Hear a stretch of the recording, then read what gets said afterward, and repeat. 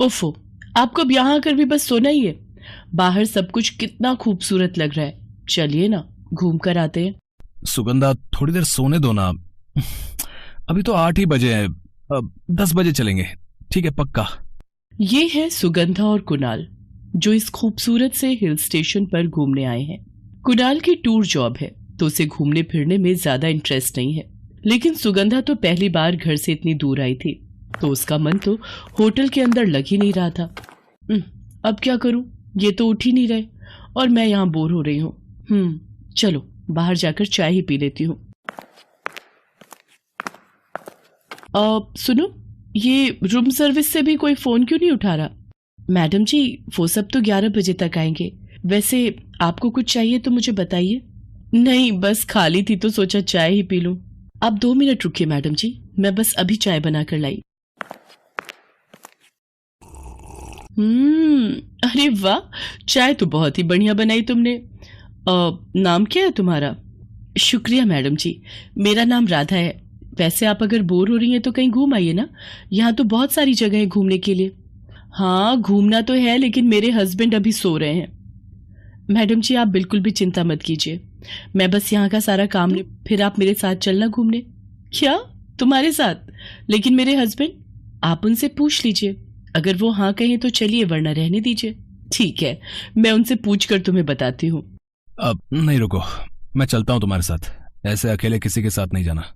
तो फिर जल्दी चलिए, राधा का काम बस होने ही वाला होगा। कुणाल और सुगंधा राधा के साथ घूमने निकल गए।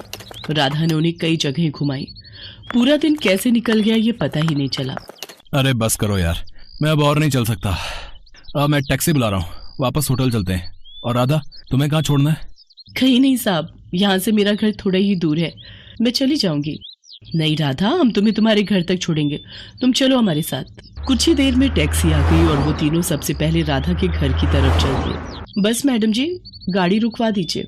अरे पर तुम्हारा घर कहाँ है? वो तो रहा, वो सामने। राधा ने जिस तरफ इशारा किया था वहां बस एक टूटा फूटा छप्पर था, जिसके नीचे एक बूढ़ी औरत टूटी खाट पर लेटी हुई थी। पास में एक मिट्टी का चूल्हा और कुछ पुराने बर्तन भी थे। तुम यहाँ रहती हो राधा? बस मैडम जी, जो है यही है। और ये अम्मा कौन है? ये मेरी दादी हैं। बस मेरे लिए ये हैं और इनके लिए मैं हूँ। अच्छा, तो अब मैं चलती हूँ। राधा को वहीं छोड़कर कुणाल और सुगंधा वापस होटल तो आ गए, लेकिन सुगंधा के मन में अभी भी राधा का ही ख्याल घूम रहा था। राधा को देखकर एक बार भी नहीं लगा कि इतनी मुश्किलों में जी रही है। सच में कमाल की है वो। हाँ, वो तो है। अब तुम ऐसा करो, रोज उसके साथ कहीं घुमाया करो। वो क्या है कि ऑफिस का एक प्रोजेक्ट निकल आया यहाँ, तो मुझे थोड़ा टाइम वहां भी देना पड़ेगा। हम राधा को इसके बदले कुछ पैसे भी दे देंगे। ठीक है, इस बहाने उस बेचारी की कुछ मदद भी हो जाएगी। राधा को भी सुगंधा को घुमाने में कोई परेशानी नहीं थी और सुगंधा को भी राधा का साथ पसंद था। साथ ही राधा के पास एक और चीज थी जो सुगंधा को बहुत पसंद आ गई थी। राधा, एक बात बताओ, तुमने अपना ये बैग कहाँ से खरीदा? इसका डिजाइन मुझे बहुत पसंद है, ऐसा ही एक मुझे भी दिलवा दो। अरे मैडम जी, तो चलिए फिर मैं आपको यहाँ के सबसे बढ़िया बाजार में लेकर चलती हूँ। वहाँ एक से बढ़कर एक लेडीज बैग मिलेंगे आपको। अच्छा, अच्छी बात है, तो फिर चलो।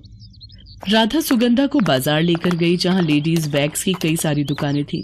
सुगंधा ने लगभग हर दुकान में जाकर बैग्स देखे, लेकिन कहीं से कुछ नहीं खरीदा। नहीं राधा, इनमें भी वो बात नहीं है, मुझे तो तुम्हारा ही बैग भाग गया है। तुम मुझे वहीं ले चलो ना जहाँ से तुमने इसे खरीदा था। मैडम जी, वो मैंने इसे कहीं से खरीदा नहीं है, बल्कि इसे खुद ही बनाया है। क्या क्या बात कर रही हो राधा? क्या सच में ये बैग तुमने बनाया है? पर कैसे? मेरी माँ मुझे जन्म देते ही गुजर गई थी, उसे कभी देखा भी नहीं, लेकिन दादी ने मेरी माँ की एक चुन्नी दी थी मुझे। मैं उस चुन्नी को हमेशा अपने पास रखना चाहती थी, इसीलिए मैंने उसका ये बैग बना लिया। पर तुमने इसकी सिलाई कैसे की? तुमने ये काम कहीं सीखा है क्या? अपनी दादी से सीखा है मैडम जी। कई साल पहले मेरे बाबा की इसी बाजार में एक लेडीज बैग की दुकान थी। मेरी दादी बैग सिला करती थी और मेरे बाबा उन्हें बेचा करते थे, लेकिन फिर एक दिन दुकान में आग लग गई और सब कुछ खत्म हो गया। मेरे बाबा नहीं रहे और दादी बिस्तर पर आ गई। वो तो अच्छा हुआ कि होटल वालों ने मुझे काम दे दिया, वरना पता नहीं क्या होता। अपनी आप बीती सुनाते हुए राधा की आंखें नम थी, लेकिन सुगंधा की आंखों में चमक थी। बस राधा, अब उदास मत हो, तुम्हें अंदाजा भी नहीं है कि तुम में क्या हुनर है। मैं सच कह रही हूँ, तुम्हारे इस बैग को कोई भी ग्राहक खुशी खुशी खरीदना चाहेगा। तुम ऐसा करो, ये होटल का काम छोड़ो और ऐसे ही अच्छे अच्छे लेडीज बैग बनाकर बेचो, फिर देखना सब कुछ कैसे बदलता है। मैडम जी, ये ख्याल तो न जाने कब से है मेरे मन में, लेकिन ये सब इतना आसान नहीं है। ये बैग तो इसलिए बन गया क्योंकि माँ की चुनरी थी मेरे पास। सिर्फ एक धागा और सुई ही खरीदनी पड़ी मुझे, लेकिन इससे आगे कुछ कर पाने की मेरी हैसियत नहीं है। होटल में काम करके भी सिर्फ 2 वक्त का खाना ही बना पाती हूँ, इससे ज्यादा कुछ कर पाने की गुंजाइश ही नहीं है मैडम जी। सुगंधा ने उस वक्त तो राधा से कुछ नहीं कहा, लेकिन वो मन ही मन राधा की मदद करने की ठान चुकी थी। होटल लौटने के बाद सुगंधा ने कुणाल को सब कुछ बता दिया और फिर उम्मीद भरी नजरों से कुणाल की तरफ देखने लगी। देखो सुगंधा, तुम जो सोच रही हो वो गलत नहीं है, लेकिन फिर भी राधा से मिले हुए हमें अभी कुछ ही दिन हुए हैं, तो क्या हुआ? इतने कम वक्त में ही मैंने उसे बहुत अच्छे से जान लिया है। मुझे पूरा भरोसा है कि अगर उसे थोड़ी सी भी मदद मिल जाए तो वो बहुत कुछ कर सकती है। उसमें हुनर भी है और वो मेहनत करना भी जानती है। ठीक है, लेकिन मैं सिर्फ 5,000 ही दे सकता हूँ, इससे ज्यादा नहीं। इससे ज्यादा चाहिए भी नहीं। कुणाल से पैसे लेकर सुगंधा ने वो पैसे राधा को नहीं दिए, क्योंकि वो जानती थी कि राधा को सिर्फ पैसे नहीं चाहिए थे। राधा, मुझे तुमसे कुछ बैग सिलवाने हैं, बिल्कुल तुम्हारे बैग जैसे। तो ऐसा करो, इसके लिए तुम्हें जो जो सामान चाहिए मेरे साथ चलकर खरीद लो। और हाँ, हमें अगले हफ्ते ही वापस जाना है, तो उससे पहले तक सिल लोगी ना? हाँ मैडम जी, बिल्कुल सिल दूंगी। आप बस अपनी पसंद के रंग का कपड़ा देख लीजिए चल के। बैग सिलने के लिए सामान खरीदते हुए राधा के चेहरे की चमक अलग ही थी, मानो वो हमेशा यही तो करना चाहती थी।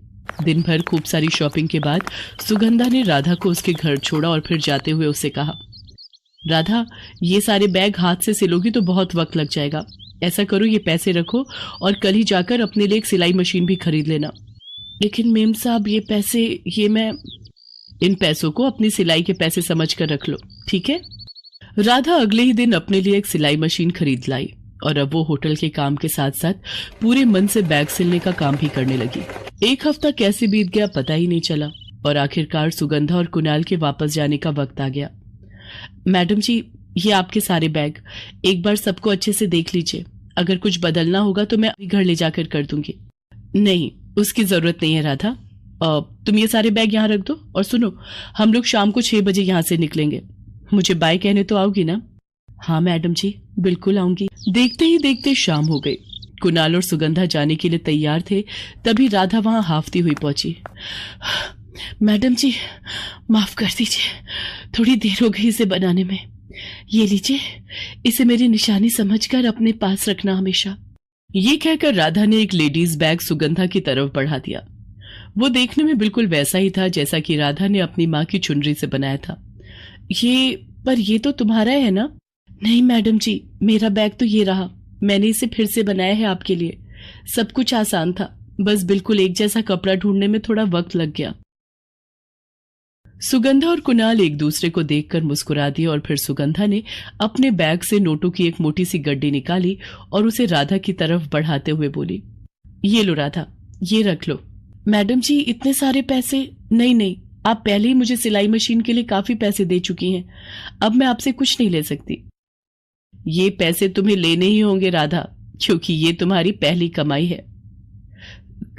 क्या मतलब? मैं कुछ समझी नहीं मैडम जी। तुम्हारे बनाए हुए सभी लेडीज बैग्स बिक चुके हैं, वो भी बहुत अच्छे दामों पर, और ये उसी के पैसे हैं। क्या? पर ऐसे कैसे? उन्हें तो आपने बनवाया था ना? हाँ, पर बेचने के लिए।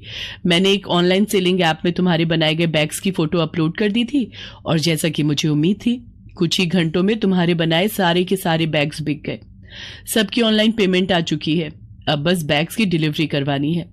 राधा, शुरुआत हो चुकी है, बस अब तुम्हें मेहनत करते जाना है। इन पैसों से तुम सबसे पहले एक मोबाइल फोन खरीदना, ताकि हम मिलकर इस बिजनेस को आगे बढ़ा सकें। सुगंधा बोले जा रही थी और राधा एकदम सुन्न खड़ी थी। ये सब उसके लिए किसी सपने जैसा था जो सच हो रहा था। होश आते ही वो सुगंधा के पैरों में गिर गई और सुगंधा ने उसे उठाकर बड़े ही प्यार से अपने गले लगा लिया। इसके बाद सुगंधा कुणाल के साथ वहां से चली गई, लेकिन जाते हुए राधा को वो हौसला दे गई जिसके दम पर अब राधा अपने सारे सपने सच कर सकती थी।